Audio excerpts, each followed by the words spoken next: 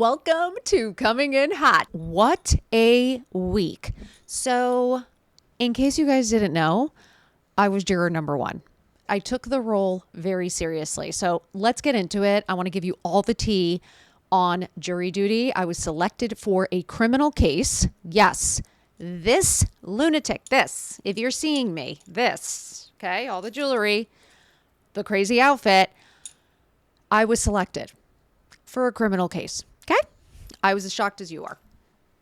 I for sure thought that my jingling alone would have irritated the lawyers and the judge to the point they would have asked me to leave, and they didn't. I'm in shock. So if you thought this was too much, criminal courts didn't think so. And everybody said I wouldn't get through security. Guess what?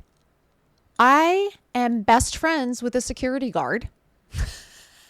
He was the sunshine of every day at court. He was the funniest, sweetest gentleman. And every time I would come through, of course I would beep, and he would laugh. He was like, I love the jewels. He was like, girl, you get it. He was like, you look beautiful. And every morning he gave me the biggest smile, let me walk right through. Honestly made my day every day. So there are good people down there. I just want to remind you that even if it's a shit show, a little shit show, you really encounter great people. So let's get started on the tea because I've got a lot to say. The case has been closed officially today. So I got very lucky because I was going to do a Q&A today, and then the case was closed and now I can talk about it. I have been dying to talk about it. This whole idea that you're not allowed to say anything is torture. Let me paint a picture. The mail comes. And the letter comes in. Now, I can't tell you how many of you, you guys told me how you guys just throw them out and you don't even look at them and you don't even open them. Excuse me? Apparently, I didn't get the memo. John, I think, was trying to fuck me over because he opened it and called immediately to see, what the day was, whatever. And I was like, yeah, there was no opportunity to ditch it or throw it out. So I think John actually wanted me to get selected. Anyway, I digress. We get the letter, whatever. So we call, and the last couple of times, you guys, and typically you call every day and eventually by Wednesday, they let you go. I've also waited in the room for a day or two and also was let go. I have been selected one time on a criminal case. The guy was paralyzed from a car accident. It was a seatbelt failure. He was suing the car company. Anyway, I got selected for that jury. Apparently, I'm a professional juror. If you guys did not know, my deep, deep, deep down secret passion is the FBI. I must have been an FBI agent in a past life. I'm obsessed with it. I watch every crime doc. I try to solve every case. I mean, Amy Bradley, I'm still trying to solve the whole cruise line thing. I love this shit. So we called Friday night. I wasn't called in. Monday night wasn't called in. Tuesday night wasn't called in. I was like, I'm in the clear. Usually by Wednesday, you're out. We called Wednesday night and John turned to me and he was like, you have jury duty. I was like, what? I was like, shut up. You're joking. So he was like, nope, you were called in. So that's how that happened. So I went on a Thursday and I thought that's impossible. There's no way. When I saw it was the criminal courts, I was like, okay, all right. Perked my interest. First day, let me paint the picture because you're kind of like, this is crazy. You have to go downtown. I'm an hour away. Traffic is brutal. Obviously, we know downtown isn't exactly the safest area. So I really got very lucky, and a huge shout out to John because honestly, being down there alone is a little overwhelming, and you do have to park about 4 to 5 blocks away. So you do have to walk. You have to walk to a park. There was an assault at the park during the day while we were there. You're dealing with a lot of mental illness, a lot of homelessness, a lot of people screaming, yelling, obviously very stressed being around courts. And if they're in the courts, it can be very overwhelming. And John really didn't want me down there alone. So it matters who you marry because he drove me down every single day and waited down there with me and had lunch with me every day because you get an hour and a half lunch. I'll tell you what the schedule looks like. And then he would come pick me up so that I would not be alone or walking around alone. So I was very lucky. Shout out to John. Thank you for doing that because it did make it so much better knowing he was there. Anyway, John's driving me down. So we get there, we had to check in. I get there at 10. Around 10:05, they start calling the name, they start calling numbers. And they were basically on a huge announcer. They were like, listen, if you were late, we're going to go with the people who were here early or on time. If you were late, just wait. Basically making the people who were late feel like shit. So I had a girl sitting in front of me who had just been there late too. And I was like, oh, I guess we're fucked. First number called was me. And I was like, I looked at her, I'm like, how is this possible? I was 20 minutes late. I was like, this is a joke. So I get called in immediately, first group. We head up to the 7th floor and we get assigned a courtroom. Now you wait outside, and then the courtroom clerk comes out, introduces herself, introduces the judge, and she calls the jury in. She hands out numbers according to your jury number. And then, so you have like two, so you have a tag you wear, and it's your jury badge, and then you've got your number. So she calls my number, and of course, I'm juror number 1. I was like, oh yeah, I'm front and center. Yeah, why would they put me in the back? Let's be number 1, where I'm the first person walking in. Like, you're the one that lines up and everyone lines up behind you. Anyway, I was like, so typical that I'd be the front of the line.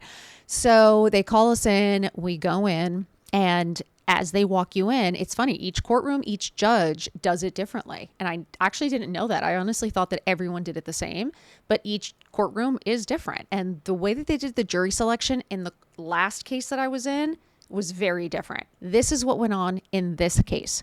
So you go in and you single file walk in, and you immediately go into the seats, into the jury box. I was in seat number 1. Obviously, the 12 jurors sit, the alternate seat, and then everyone else is sitting on the benches as if they were spectators. It is 50 people that go in. So we had 50 people, and the judge introduces herself. The defendant is sitting there, the prosecutor is there, and the defending attorney is there. So you immediately see who is the defendant. So you're already like, okay. I will say, and I just will put this out there, it is very odd that there is something odd about being in this room and being in front of this person that is being accused of something obviously criminal, and the way that they can just look at you and watch you, it does make you uncomfortable for whatever reason. And I'm not saying it's right or wrong. It really, you're just kind of like, am I really going to tell all my information here? Because the judge starts to introduce herself, introduces the case. They do not tell you any information except that it is a domestic violence case. So that is the kind of questioning they're going to be doing. So I knew at this point, this young man was being accused of domestic violence. So, and I thought I was like, there's no way they're picking me. I have an entire platform based on women empowerment, supporting women. So I was like, oh, I'm definitely out on this one. The judge starts reading the law, explaining the law, which again, you watch on TV shows, but like you don't really listen. You're not really watching, and they really are very thorough. She reads everything to you, what is expected of you. And what I really find interesting, and something that you have to constantly remind yourself of as a juror, that this isn't about your opinion. This isn't about how you feel about domestic violence. This is about looking at the evidence only, and applying the law that the judge gives you.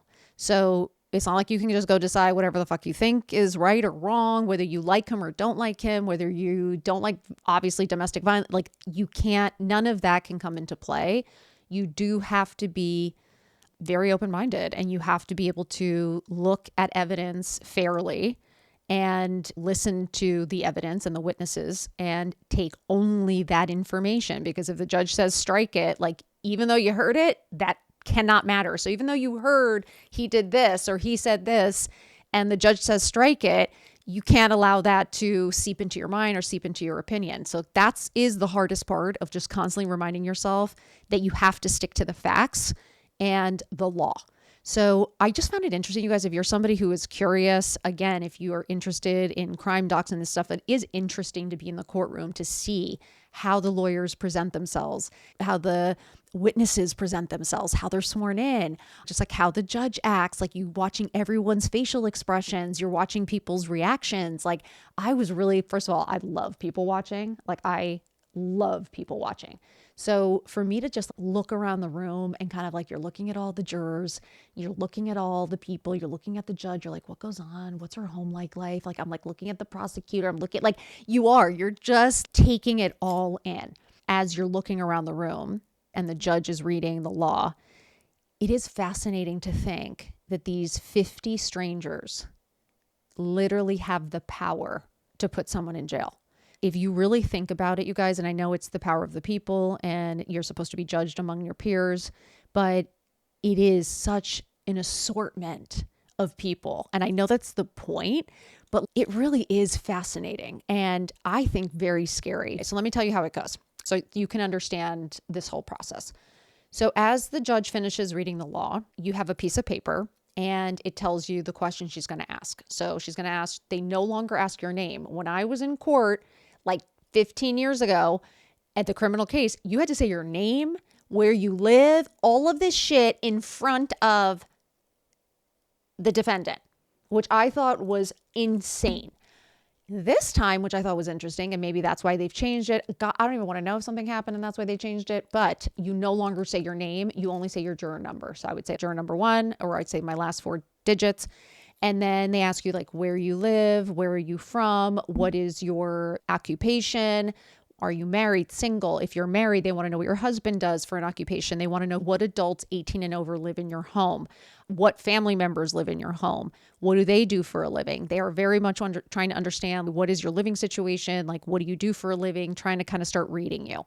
Then on the back of the paper, they ask you very specific questions. Of course, this is going to be more designed towards domestic violence because they're trying to figure out how we feel about it. There's like 6 questions that if you have a yes answer to it, then you would need to explain. So my answers were all no. I personally never experienced domestic violence. I do not know someone personally, my family.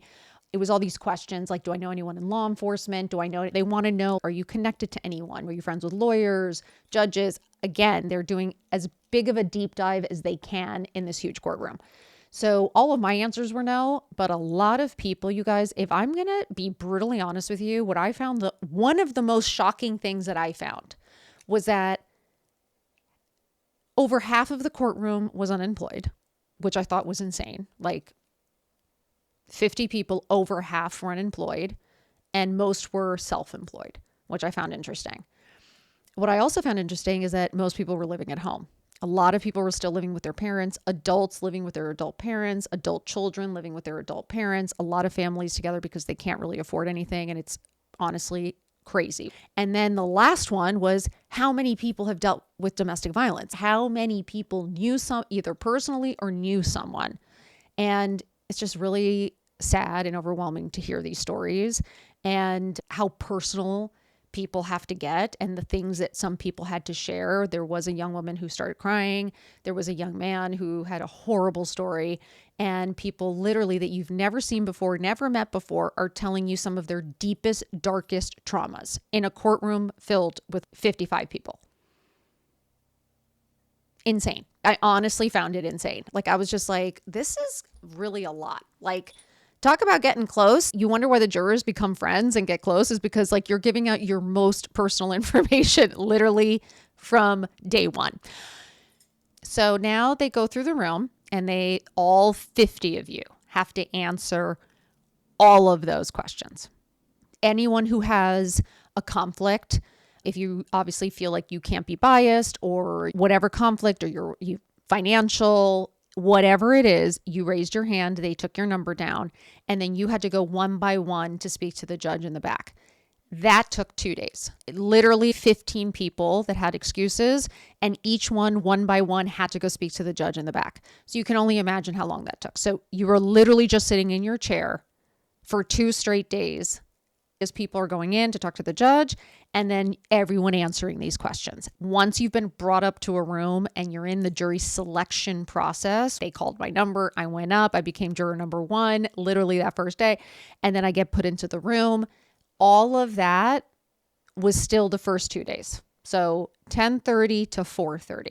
So the schedule is you line up outside and you wait the court clerk to come out and call your number. So they check everyone, make sure everyone's in. They tell us very specifically that you work as a pack, so that you can't do anything unless you're all together and all there. It is a lot because you have to be on time. We have to wait for anybody, everyone, and someone's sick, someone has to go to the bathroom, like whatever it is, you have to wait. So it's a lot of sitting around and waiting. Sometimes they tell you to be there at 10:30. We would wait till 11:30, sitting out in the hallway. All of a sudden the clerk would come out and say, hey, we need more time. Go ahead and go to lunch. And then we'd have lunch for an hour and a half, and then we come back. A lot of sitting around and waiting. And that's the hardest part. Make sure that you have a book, your phone, you've got snacks, because again, it's a lot of sitting around. 2, the schedule is 10:30. Usually court is let out by 4:30, and lunch for the entire courtroom is 12 to 1:30. So you have an hour and a half for lunch. So 12 to 1:30. So 10:30, if you're on time, you go in, you obviously listen. 12 o'clock, you release for lunch. 1:30, you're back in line. You go in, you listen. 3 o'clock, 3 to 3:15 is usually one more break. So you can use the bathroom, get some water. And then 4:30, usually the judge will let you go home. You cannot drink or eat anything. You cannot use your cell phones in the courtroom. Literally can only have water. So no using your phones, no, nothing. Like you are just sitting there, hanging out, literally just sitting. Okay. So I just wanted to paint the picture of that's the schedule. That's kind of the timing. And you're basically at the judge's mercy because she's got other cases. She's got other things going on. If the lawyers are fighting, if she's got to do something, you just sit and wait. That's it. With that said, now, okay, we're on day 2. They've been questioning everyone and the judge tells us to come back on Monday. So we're like, fuck, it's now day 3 of jury selection. Like we still don't know. So we go in on Monday, more questioning. At this point, once everyone is done being questioned by the judge and answering that paper with all the questions, then the lawyers start to ask you questions. Each lawyer gets like 15 minutes to tell basically their story and ask you whatever personal questions they want to ask you. Whatever they heard you say, whether you answered yes to any of those questions, they might dig deeper because they really want to understand how you feel towards certain things. Again, they're trying to pick a jury that's fair. So lawyers, each one take their time. They ask a bunch of questions. They pick on specific jurors, whatever it is. By the end of Monday at 4:30, the judge comes in and says that they're having an issue with something. They need to work some stuff out. Come back Wednesday. And so we were like, okay. So we had Tuesday off. Apparently, on Tuesday, they brought in another 50 jurors and did a jury selection there. So I thought that was really interesting. Long story short, just to not bore you, we go back. It's Thursday now. It's been a week. We've been through 3 or 4 days of jury selection. They've now done another jury selection. We arrive at 10:30 on Thursday. There's 100 of us. We didn't know that they had brought in another jury. So when we pull up, it's like there was just so many of us. It was like odd. We were all like looking at each other like, what is going on? And then the clerk comes out and she's like, hey, everyone, I know there's a lot of people. Whatever number I call, please be in a single file line and we're going to go in groups. Please be patient, blah, blah, blah. First group called in. Juror number 1. I'm like, here we go. Let's go. So juror number 1. And then as she's telling the numbers, you're looking, you're like, wait, there's 15 of us. Hold on. That's like a full jury. So we were like, shit. So they call us in. We get into our seats. I'm still in my same seat, number 1. And we were like, what's going on? And we're just sitting and everyone's in the room. And then all of a sudden the bailiff comes over and starts handing us notebooks with pencils. And we were like, why are we getting notebooks? And then I heard the judge say, those 12 and then the 3 alternates. And I was like, what? What does that mean? I'm like, why is she saying that? 2 seconds later, we were all looking at each other and the judge says, please swear them in. Next thing you know, we're standing up or we raise our right hands and we are all sworn in. It's like, wait, what? And it's like, nope, sit down. We were selected in that moment. We had no idea. We literally, so it was like 12 of us were from my group, the 12 from my group, and the 3 or 4 alternates were from that next day. So now we've got our jury. We have been sworn in. We're all shitting our pants. We cannot believe that we have been picked. We cannot believe that now we have this responsibility. We cannot believe that now we have this person's life in our hands. We are all shitting our pants. I'm not going to lie. And a lot of it, you are frustrated. We're all missing out on work. We're all missing out on our day-to-day. Driving downtown is not fun. Being there all day, sitting around, waiting around isn't fun. In the hallways, it's chaos and a shit show because, again, it's all people that have been accused and their lawyers. It's a shit show. I'd be lying to you if I said the hallway was pure entertainment. Okay. You saw real criminals coming out. You saw families freaking out. You saw lawyers trying to calm witnesses. It is a TV show in live. Super fascinating, scary, overwhelming, but fascinating. Anyway. We get sworn in. Notepads out. And I was like, okay, here we go. I'm juror number 1. This is a Legally Blonde moment. I am going to have serious jury fits. I am going to be up. I'm going to be dressed. I'm going to look fabulous. And I am going to take on this role. They were probably like, oh shit. And I was like, bring it on. Next thing you know, the judge says, let's begin opening statements. And I was like, oh my God, we're starting the case right now. Like they swore us in and 3 seconds later we started the case. Like right off the bat, no warning, no nothing, no conversation, no let's meet everybody, straight into the case. This case was a domestic violence case. This young man was accused of 3 different occasions. So this was an interesting and somewhat complicated case, as they told us, because it was 3 different instances.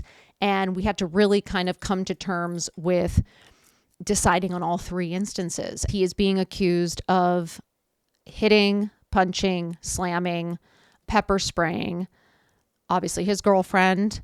On multiple occasions, he broke into her apartment through a window. They obviously had a very tumultuous relationship, a very toxic relationship. I personally think they both have a lot of anger issues. I have a feeling their upbringing wasn't the safest and the healthiest. It seems like this is all they know. Unfortunately, it was very sad to watch. It is not easy to watch young people. You could just see, okay, like that's just the sense you're getting. So they immediately start calling in witnesses. They called in the caseworker that was on site when this altercation happened. We had witnesses. The police were witness. The detectives were witnesses. The security guard. There was an eyewitness, a guy who happened to be in his car at this gas station when this other altercation happened in the car. So there was like one at her apartment, one in this car, and then another one in the apartment. So the one in the car, the eyewitness just saw arguing. He saw him punching her. He saw him throw out of the car. He witnessed all this stuff. Again, we saw evidence of photos. We saw evidence of once the cops arrives or paramedics arrives, we saw the bleeding lip. We saw the puffy eyes. We saw the neck marks, the scratch marks. So there was definitely evidence that something definitely happened, right? Then they bring in the victim. She comes in, and I found this to be the most fascinating. She's still dating him. They're still together. He had I think a public defender. The prosecutor was the state. Like they had gone ahead with the charges. She didn't want to press charges, and the state went ahead and pressed charges. So this is a witness coming in who is the victim, who is claiming everything's fine. Meanwhile, we've obviously seen the police reports. We've heard the witness statement. And she turns into a hostile witness, unfortunately. And this is where you see some of her character, and very, very hostile, very aggressive, very disrespectful. It's hard to watch. You're just like, oh my God, that they called her a hostile witness. She kept threatening to leave, that she didn't want to answer, that she didn't want to be there. What if I don't answer? What if I just leave? You're rude. I think she called the judge a bitch at one point. I was like, holy shit, this really happens? Like people really disrespect a judge? That's crazy to me. Anyway, she denied a lot of it. She took responsibility for some of it. And the truth is, I do think she is responsible for some of it. And I think this is the hardest part, is your opinion can't really matter. It looks like they're both very toxic. They thrive in this toxic environment. That's all they know. And is she covering for him because she's scared of him? Or is she covering for him because this is all she knows and she really doesn't give a shit and she starts half the fights? I don't know. This is where you just don't know. Does he have a rap sheet? Yes, he's had a felony robbery before, so he's not innocent. We saw the scratches, we saw the eye marks, we saw the damage, so we know he's not innocent. I don't think she's innocent either, but that's not what we're judging here. And I think that's the hardest part, is that you have to look at specifically what the evidence is and what is the law that applies. So Thursday, Friday, we heard all witness statements, all of it. What you don't realize is how many times the lawyers interrupt, how many times they say hearsay or I object, and how many times the judge, every 3 seconds, she's saying sustained, overruled, scratch that, like this. And half the time you're like, so what is it? Did he say, did he not? Are we allowed to think that? Are we not? Like, it's so many things going on. The lawyers are constantly battling. It was actually quite a hostile environment. Like, the lawyers were hostile. The defendant did not handle things very well. He definitely got a bit testy and rude with the prosecutor. Even the judge asked him to be courteous, please. You guys, it's like it was watching it all live. It's mind-blowing. Then this week, we go back on Monday. We hear the rest of the testimony from more cops. We had to hear witnesses from cops from each event that happened, and then witnesses from each event that happened, because there's 3 events. So we listened to all of the witness statements. We listened to all of the evidence. We had one security guard that I thought his testimony was horrible. Unfortunately, he's an eyewitness. He basically said he saw everything. And then when the prosecutor went to cross-examine him, he said he couldn't see who was in the car because he wasn't wearing his glasses. Then he has to admit he wasn't wearing his glasses the whole time. So how the fuck did you see everything if you weren't wearing your glasses? So you see, like, people just can kind of get caught up in their stories or in their lies. He was a terrible witness. And then the defendant took the stand, and he's very soft-spoken. So he comes off as if he's quite sweet or he's quite innocent, but definitely admitted to breaking it, admitted to going into the house. So right there, he already admitted fault to that. So he is guilty of that. And that's one of the charges. He said very much that she instigates everything. Basically, she's the one who throws the phone at him, or that she's extremely jealous that he's always on Instagram and he's following his ex-girlfriend, or he's following new girls, and she gets really pissed, and then she takes the phone, and then she's looking through his shit, and then that something with bank accounts, that they take each other's photos, and she throws the phone at him, then he pepper sprays her, then she pepper sprays him, then he beats her. It's like, you're just like, oh my God, like, what are we doing here? So anyway, he gives his testimony, and then each lawyer said evidence stands. So they were both done. All evidence had been shown. Each side has told their case. And so then the judge said that we had Tuesday off because it was Veterans Day, that Wednesday they were going to go over their closing arguments and go over everything and get everything ready to prepare us to go deliberate. So today we were called in at 10:30. And we were told today that we were going to be read the law specifically that adheres to this case. We were going to hear the closing arguments, and then we were going to go into the deliberation room. And then however long it took to deliberate, then the case would be closed. We went in today. We all waited. Then the defendant and the fucking victim show up together. They are literally still dating. So they literally walk in together. And then they kind of separate. He goes off with his lawyer. She's off with her counsel. And then we saw the prosecutor come out. She went to go talk to her. Next thing we know, it's 11 o'clock. We've been waiting around for half hour.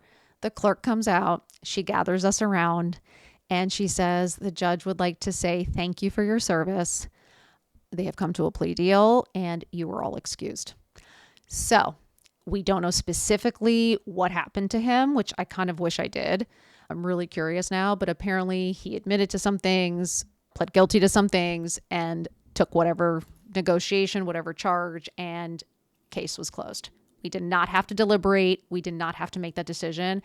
And I will say, my one and only stress this entire time was, who am I to decide for him to go to prison? I am not there. I do not know him personally. I do not know his background. I do not know what has happened to him or where this is all coming from. And to be able to make a judgment like that will be life-changing. And again, even though it's a criminal, even though he could have done these awful things, you're still deciding someone's life. And I don't really think anyone gets to decide that except God. So it is a very uncomfortable feeling. You're walking in the halls with them. Again, you are innocent until proven guilty. So no one is in handcuffs. No one is, except for, like, I was in the hallway one day and entire sheriff's team came off the elevator with an actual criminal that was in the uniform with the handcuffs. The witnesses and the family went crazy when they saw him screaming at him, cursing at him. I don't even want to know what that was, but that's not the norm. Everyone is walking around, has been accused, but they are not guilty yet. So They're in the elevator with you. They're in the bathroom with you. You are sitting next to them in the hallway. I was in the elevator one day and the defendant was literally breathing on me. I could smell his incense smell. Like I literally could smell him. That's how close he was. So it is a very odd thing to be this close. And I was in the bathroom with the victim at one point. Like it came out and she was washing her hands. Like it is weird. And it is an uncomfortable thing. You look at these kids and you're like, is prison the right decision? Is that what's going to help him? We know that a lot of people need more help than they do just punishment. For me, I was like, do we put him in prison and then she's just going to go visit him and be with him anyway? Because they're obviously together. She's not the one pressing charges. She's just going to go back to him. So what are we doing? Are we wasting taxpayers' time and money? I don't know. And then you're wondering, my other thought literally was, but what if we put him back on the streets and then he does something really bad? What if something happens to her? What if he does kill her? He does something to her? Would that be our fault for not taking charge? Because we don't know. Is she defending him with him because she's scared? And this is all she knows and she's very manipulated and brainwashed at this point? Or is she really just a fucking crazy badass that like doesn't give a shit and she's just as violent and this is what she thrives on and they both just need a lot of therapy? I don't know. And that's the thing. You don't know. So I really found it all very overwhelming. I found it all just a huge weight on your shoulders and a huge responsibility. It did make you feel how complicated the system is and that it's just not that simple. Listening to these lawyers, I was like, God, you really need a good lawyer. You see the things that there were even moments where I was like, God, I wish he had asked that, or I wish he had said that, or I would have asked this.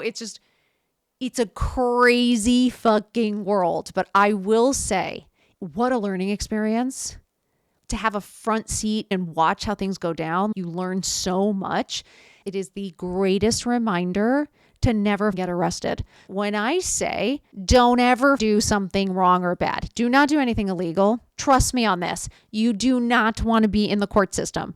You do not want a group of jurors deciding your future, whether they just toss you in jail and God knows what happens to you there, or you just back on the streets and you do something fucking crazy. You don't want anyone making that decision for you.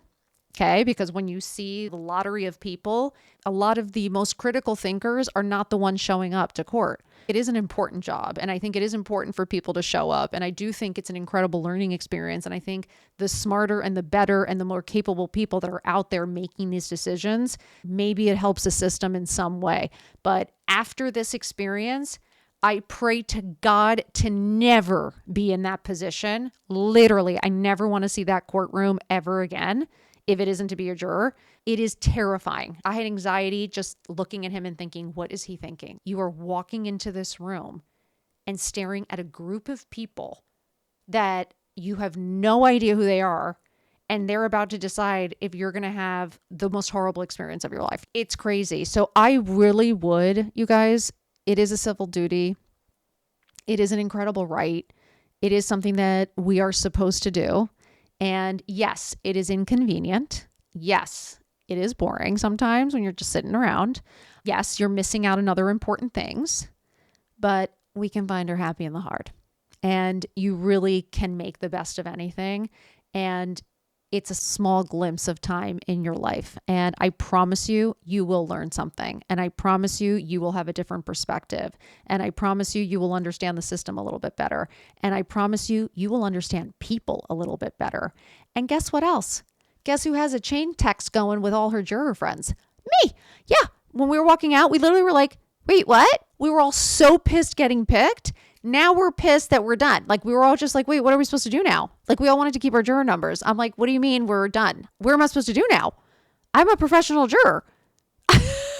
We all were like, we're going to miss you. We actually wanted to deliberate. We wanted to talk about it. I'm dying to hear what everybody thought, really. And the cool thing was that after the courtroom clerk let us know that we were released, the prosecutor actually asked to speak to us. She wanted to hear what our thoughts were, what we were leaning towards, just as she knew for research, obviously because the case was over, and she just wanted to know how she did and what we were thinking. And that was a really good conversation because she was able to explain more things to us, like why she did certain things or why she called in certain people. So I found that really interesting. She was like, I wanted to set up a certain timeline. I wanted you guys to hear certain things. It's just all fascinating to me.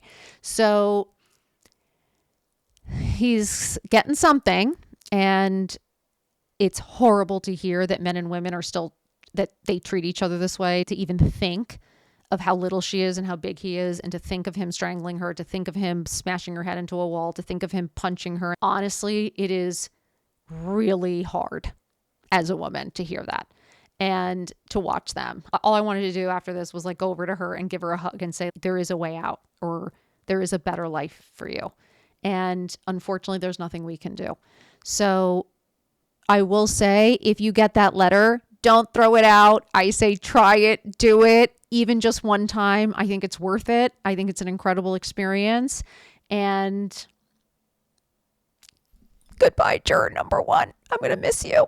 I really loved it. I can't believe I'm admitting that, but I actually loved it. And I'm actually going to kind of miss it. I'm like, what am I supposed to do tomorrow? It's going to be boring. It was so exciting down there. There was so much shit going on. There's so much to look at and listen to. Anyway, I love you guys. It was juicy. It was interesting. And I will remind you once again, don't fucking get arrested. It's not fun there. Okay? Trust me. Come back next week. Leave a message, leave a comment. Let me know your thoughts about jury duty. Have you done it? Do you have any good stories? I would love to hear, because I'm obsessed now. Juror number 1, signing off. Mwah. Bye.